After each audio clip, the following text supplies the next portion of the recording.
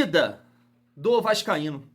Eu tô aqui olhando os jogos do Vasco no Campeonato Brasileiro, a sequência que o Vasco tem de jogos fora de casa, só volta a jogar em São Januário, no dia 17/5, contra o Fortaleza, um time que recentemente a gente tá dando sorte, né? Tá jogando bem contra o Fortaleza. Tô aqui pensando, seria maneiro, hein? O pensamento foi longe. Maneiro ganhar do Flamengo amanhã. 9 pontos em 5 rodadas. Ó, pensamento foi longe. Porque depois do Flamengo, Cruzeiro fora, Palmeiras fora, né? Porque eu joguei em Brasília, Vitória fora, aí encara o Fortaleza. Não é fácil não, família vascaína.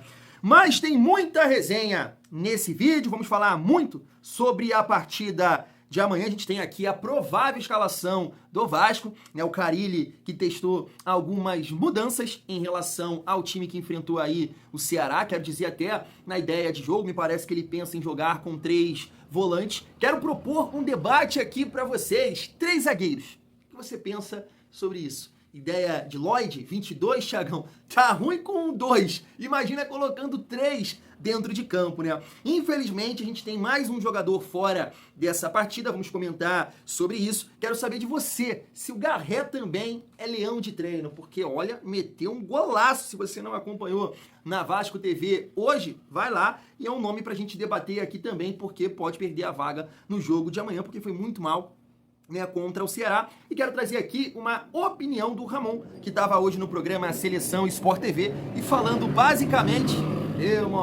não pode ser flamenguista, falando basicamente que o Vasco tem que fazer um jogo perfeito. Ele pontuou, né, a dificuldade que o Vasco teve quando o Sport pressionou, quando o Ceará pressionou. Você imagina amanhã, família vascaína. Mas vai acontecer um milagre, vai acontecer, tem que acontecer um milagre. Chega aí que tem muita resenha nesse vídeo, mas antes, deixa eu te pedir aquela moral. Se não for inscrito aqui no canal Vasco em Família, se inscreve, deixa o like e ativa o sininho para não perder os próximos vídeos. Família, gostaria de iniciar e destacando aqui as estatísticas do Vasco até a 4ª rodada, né? Porque a 5ª rodada inicia amanhã. Tá aí, ó. Vasco no Campeonato Brasileiro após 4 rodadas. Melhor mandante, 2 vitórias em 2 partidas. Pior visitante, 2 derrotas em 2 partidas. E aqui a minha preocupação, né? Em relação a essa sequência de jogos aí que o Vasco tem fora do nosso caldeirão, né? 4º melhor ataque, 6 gols marcados, graças a Red, Coutinho e Nuno também, né? Que tá contribuindo bastante também. E 3ª pior defesa, 7 gols sofridos, né? Fica aí somente à frente do Vasco o Juventude, me parece que tem 9 gols sofridos. O Grêmio também, né? Que também tomou uma goleada aí do Mirassol. Cara, chama atenção aqui, a zaga do Flamengo, a defesa do Flamengo, tomou 2 gols e a do Palmeiras 1, cara. O Palmeiras tomou 1 gol na competição. É que faz a diferença, né? Ter um sistema defensivo bem forte. E, claro, passa também pelo comando de ataque. Não, a gente joga muito na conta da defesa, é claro, tem muitos erros individuais, mas é isso, a gente vai trocar uma ideia sobre essa opinião do Ramon, e ele tá muito certo. O Vasco dá muita liberdade pro adversário construir, cruzar, sabe? É muita facilidade para envolver o Vasco e acaba a defesa fraca, né? Os 2 zagueiros estão passando por um momento terrível, né? De confiança, de posicionamento, de falar, de marca, de se comunicar, e aí estoura. Mas se você pegar o contexto geral do Vasco, sem a bola é pavoroso. O Vasco não consegue pressionar, a gente vai trocar uma ideia sobre isso. E aí é o que eu sempre estou batendo aqui na tecla em relação ao trabalho do Carille. O que justifica? O que justificou a contratação do Carille quando ele foi contratado? Defesa, sistema defensivo. Mas, meu Deus, já é um dos piores do campeonato. 7 gols sofridos, 2 times que tomaram aí goleadas, né? Grêmio com 9 e Juventude com 9. Já tá ali entre os piores, então não mudou nada. Por isso que eu sou a favor aqui da troca em relação ao Carille, que é um time desorganizado, né? É um time que não marca, que falta intensidade e tá estourando tudo lá atrás. Repito, não tô defendendo João Vitor e Freitas. Estão num momento terrível. E aí contribui para piorar tudo, família vascaína. Seguindo aqui a nossa resenha, pra gente falar de mais um jogador que tá fora dessa partida, e aí até, de alguma forma, fazendo o Carille ter que mudar seus planos, né? Porque ele tava contando com o Tietê, me parece. Mas tá aqui, ó, mais um jogador fora. Que era uma pergunta, tá? Mas eu vou com outra informação aqui do Vini Casagrande. O volante Tietê foi liberado do treino de hoje para resolver questões familiares. O jogador também não treinou ontem e dificilmente vai estar à disposição no clássico contra o Flamengo.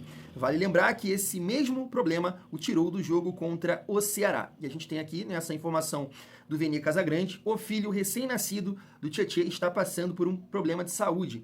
E esse é o motivo da ausência do jogador, informa Vene Casagrande. Aí realmente fica difícil, né, cara, cobrar alguma coisa do atleta. A gente entende que o cara não vai ter cabeça para performar, para entregar, vai pensar no filho, na esposa, na família. Então, realmente, é você contar ali com outros jogadores que, né, cabeça melhor, pensando, focando somente num jogo que é muito importante. E aí, família, antes da gente entrar aqui na provável escalação, destacar aqui rapidamente esse print, né, que eu fiz, porque eu não vou passar aqui o vídeo, porque a Vasco TV acaba chegando junto aqui, quando pega essas imagens aí de treino e tudo mais. Mas foi o Garré fazendo um golaço ali no treino, driblou 1, 2 e cavou golaço. Se você não acompanhou, vai lá na Vasco TV. Mas é um jogador que deve perder aqui a vaga de titular nesse jogo contra o Flamengo. Já debatemos aqui, né, algumas vezes. O Garré, na minha opinião, ele vem quebrando o galho nesse esquema do Carille.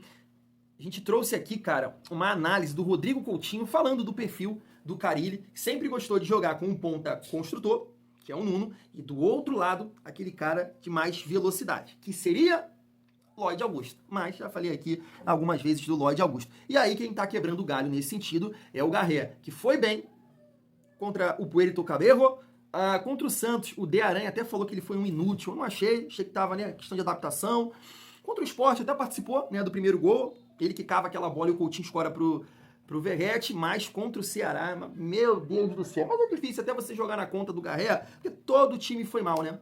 Todo o time foi mal, então é difícil. Mas é um jogador que eu sempre falo aqui com vocês, né? As duas funções aqui, ó. Cara, são jogadores que não dá pra ser pão com ovo hoje. Não dá pra você jogar mais ou menos. Porque você tem que ajudar taticamente, você tem que construir, você tem que criar oportunidades, você tem que dar assistência, você tem que chutar no gol. É por isso que esses jogadores daqui, ó, são os que ganham mais hoje. Porque eles fazem a diferença, tem que fazer a diferença. Então não dá pra gente defender, porque quando o Vasco foi buscar o Nuno e o Garré, era justamente e o Lloyd, claro, esses jogadores pra contribuir, são jogadores pra contribuir. Se não tá performando, você tem que testar uma outra forma de jogar, uma outra maneira, né, de entender aí pra você ser mais competitivo, ainda mais enfrentando o melhor time da competição. O Adson, a gente pode entender que tem até o mesmo perfil, né, do Garré, esse ponta mais construtor, um ponta meia, né, que vem pelo meio para tentar alguma triangulação, que vai ali tocar aquela bola no centroavante para fazer a parede e ele aproximar, mas eu acho que ele tá mais adaptado, né, ao Vasco, ao futebol brasileiro, e aí 100% eu acho que o Adson, tenho certeza que o Adson jogaria ali no lugar do Garré, mas tem essa questão da condição física. Então, o Adson capaz de conseguir pelo menos jogar uns 45 minutos amanhã, porque eu entendo que o Adson, né, acrescentaria muito mais que o Garré, família. Antes da gente debater aqui a provável escalação do Vasco, eu gostaria de trazer essa opinião do Ramon. Olha só. Jogou muito mal contra o Ceará, terça-feira. Cara, quanto o Sport até, o Rizek, eu não vou nem entrar no mérito se foi falta ou não do Verratti, enfim. O Sport, ele conseguia dominar e tirar a saída de bola do Vasco, né? A pressão na saída de bola que o Sport fazia sobre o Vasco causou muita dificuldade para o Vasco. O Vasco termina vencendo o primeiro tempo por 2-0, mas assim, ao contrário, o Vasco não conseguia pressionar o Sport. E trazendo para o jogo de amanhã, se o Vasco der essa liberdade para o Flamengo, com Danilo, Léo Pereira ou o Léo Ortiz, não sei quem vai jogar do trio na zaga, mais o Pulgar de ter essa liberdade, de conseguir sair tão facilmente pelo centro do campo com a bola dominada, o Vasco vai ter seríssimos problemas. E se pressionar, atrasado, descoordenado, como pressionou quando tentou pressionar, vai receber essa bola nas costas e vai também ter muito problema defensivamente. Eu acho que o Vasco tem que competir, entender o momento do Flamengo, principalmente o jogo que fez contra o Juventude, e jogar de uma forma mais conservadora, para explorar alguns possíveis erros de posicionamento que o Flamengo possa vir a ter, alguns erros de passe, entender o jogo, usar muito o Verratti numa questão de disputa de bola aérea entre os dois zagueiros. O Vasco vai ter que fazer uma partida muito inteligente amanhã, o Rizek. Entendi, Ramon. Entendi. Basicamente, não repetir o que você fez contra o Sport, contra o Corinthians, contra o Ceará, porque você vai enfrentar um time bem treinado e muito qualificado. Verdade, né? Claro que faz a gente pensar, poxa, se o Sport conseguiu dificultar a saída de bola do Vasco, se o Ceará conseguiu dificultar a saída de bola do Vasco, você imagina, né, O Flamengo com toda a qualidade e intensidade que esse time está demonstrando. Tu não ajudou muito não, Ramon. Mas assim, família, era até aquele debate no início do ano, né? Até que o Cruzeiro tá melhorando. Mas eu falei isso com vocês, cara, vamos esperar, porque o Flamengo não é parâmetro, né? O Flamengo vai porrar muita gente aí e você pegar o Vasco, as atuações do Vasco contra o Flamengo, não dá, né? Então assim, a galera quando comparava ali Grêmio e Vasco, Grêmio na frente, Vasco e Cruzeiro, perdão, família, Vasco e Cruzeiro, Cruzeiro na frente, mas não dá. Não dá, porque realmente quando você encara um time desse, bem treinado e qualificado, né, te coloca numa situação difícil, de o Vasco no passado, meio campo, do Vasco criar pouco, e ninguém enfrentou um time desse nível, né, nos seus respectivos estaduais, porque nem o Palmeiras, no Campeonato Paulista, estava jogando bem, tanto que perdeu, né, a final, aí a decisão para o Corinthians, e agora no Campeonato Brasileiro, um outro nível de intensidade, eu assisti o jogo da final, atenção, porrou fácil, 2-0, poderia ser muito mais. Então, assim, mas realmente o nível de atuação do Vasco encarando times, poxa, aqui não dá, né? Em comparação ao nosso adversário amanhã, Sport, Ceará. O Sport a gente ganhou em casa, mas foi dominado taticamente. E contra o Ceará, uma partida pavorosa. É por isso que o Vascaíno, e eu nem tô vendo aqui, né, os comentários. Eu tô lendo os comentários, mas não tô vendo a galera, pô, Thiago, para com esse pessimismo, porque não é uma questão de pessimismo. É você analisar o que o Vasco está produzindo, o que o adversário está produzindo, o histórico recente, sabe? Por isso que todo mundo tá entendendo. Amanhã, irmão, é no milagre. É no milagre. Porque realmente tudo que o Ramon falou aí é certo, é o que está acontecendo. O Vasco está desorganizado. Me parece, às vezes, que o Vasco é o único time que não consegue pressionar o adversário, que o Verratti vai marcar o cara lá, aí toca a bola aqui, aí vai o Verratti lá. Os outros jogadores estão lá atrás. Pô, não dá, pô. Parece que o Vasco não tem treinamento nenhum nesse sentido, porque para você dificultar a saída de bola do adversário, tem que ser um movimento muito bem treinado, né? Verratti sobe, Nuno aqui, Garré, Coutinho pressiona, os dois volantes, a linha de 4 também fecha, mas isso não acontece no Vasco, mas acontece no Sport, mas acontece no Ceará. Fizeram isso com o Vasco nas últimas partidas. Você imagina amanhã. Então, Ramon, sua análise tá perfeita. Agora, eu espero, né, que o Carille possa fazer alguma coisa, família. E assim, segundo o BTB Esportes, essa é a provável escalação do Vasco. Tá aí, ó. Léo Jardim, PH, João Vitor e Lucas Freitas, Lucas Piton, fechando aqui a linha de 4. No meio-campo seria Hugo Moura, Jair e Tietê. Coutinho, Nuno e Verratti na frente. Basicamente, família, a ideia do primeiro jogo, né? Do primeiro jogo da semifinal. Aqui, no caso, jogou o Matheus Carvalho no lugar do Tietê e no lugar do Nuno foi o Ryan. Basicamente foi esse o time, né, que enfrentou o Flamengo naquela semifinal, no primeiro jogo. E a ideia é a mesma aqui, de jogar com 3 volantes, Coutinho, né, no caso, no lugar do Ryan, o Nuno e o Verratti na frente. Por isso que eu comentei aqui com vocês que, sei lá, né, seria interessante jogar com 3 zagueiros. Eu sei que é uma forma de jogar que precisa estar bem ajustada, isso tem que ser muito bem treinado, porque acaba a ideia dos 3 zagueiros é você dar mais liberdade para os seus laterais, né? E o Piton chega bem no fundo, não precisa nem falar. O PH seria a sua força pelo lado direito, já que você está tendo dificuldade ali com o Garré. Mas para isso o Vasco tem que ficar um pouco mais com a bola, criar variações, né? Para abrir esse espaço pro PH percorrer ali, fazer a ultrapassagem.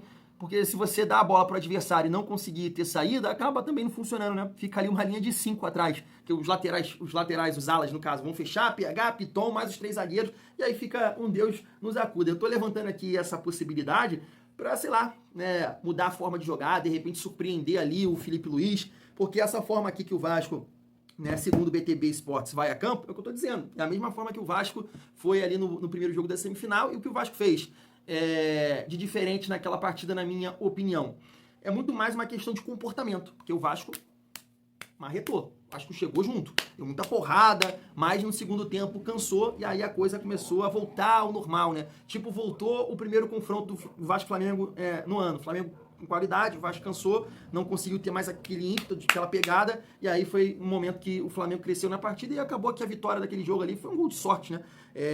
Do PH. Então por isso que eu tô levantando aqui essa possibilidade dos 3 zagueiros, mas também nem sei se daria certo justamente por isso. Você tem que ter posse de bola, você tem que ter movimentação, para realmente você conseguir tirar as possibilidades dessa formação, que é os seus alas chegarem no fundo, para justamente aproveitar o que a gente tem de melhor, que é o jogo aéreo com o Verratti. Mas família, com essa escalação aqui, cara, você ter uma pegada no meio campo, mas você fica só com uma válvula de escape aqui, né, que é o Nuno.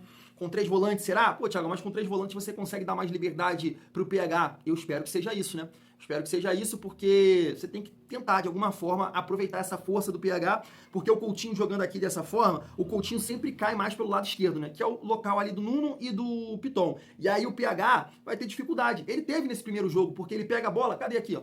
Cadê o jogador que vai auxiliar ele aqui? Só vai ter um volante aqui. Então, né, tem que ver, tem que trabalhar muito bem isso aí, essa ideia de jogo aqui, porque amanhã, família, é erro zero. É principalmente defensivamente. Principalmente, porque pode ser um jogo que o Flamengo vai ter a posse de bola, vai pressionar e você ali segurando e acha um gol. E aí, irmão, bota o time inteiro dentro do gol para tentar esses pontos aí, porque como eu disse, olha, aí seria maneiro, hein? Maneiro. Fui, família, amanhã a gente tá de volta.